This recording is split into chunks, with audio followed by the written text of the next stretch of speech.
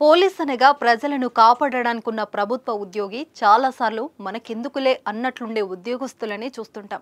కానీ కొన్ని సందర్భాలలో కొంతమంది ఉద్యోగస్తులు చేసే అద్భుతాల వల్ల మొత్తం డిపార్ట్మెంట్ పైనే గౌరవం పెరుగుతుంది.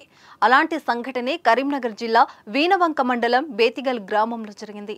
జయపాల్ అనే పోలీస్ ఆత్మహత్య యత్నం చేసిన ఓ వ్యక్తిని భుజాన నేసుకుని 2 కిలోమీటర్ల పొలం గట్లపై పరిగెత్తి ప్రాణాలు కాపాడాడు. సిఎంఆర్ షాపింగ్ మాల్ మన హైట్ నగర్ లో భాగ్యలతా కమాన్ పక్కన ఫిబ్రవరి 29న ప్రముఖ సినీ తారలచే గొప్ప ప్రారంభం.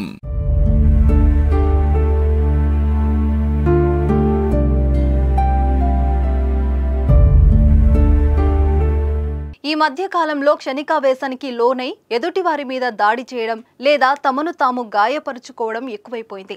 ఆవేశం ఎక్కువైతే హత్య, వీలు కాకుంటే ఆత్మహత్య, ఇలాంటి ధోరణి పెరిగిపోతున్నది.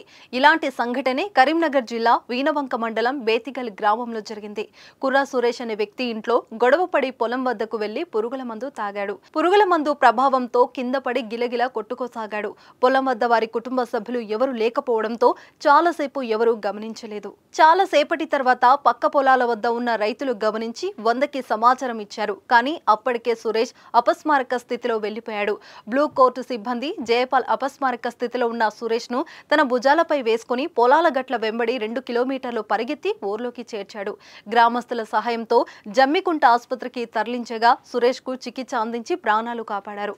పురుగుల మందు తాగిన రైతును 2 కిలోమీటర్ల భుజాన మోసుకెళ్లి ప్రాణాలు కాపాడిన పోలీసులను పలువురు గ్రామస్తులు ఉన్నతాధికారులు అభినందిస్తున్నారు.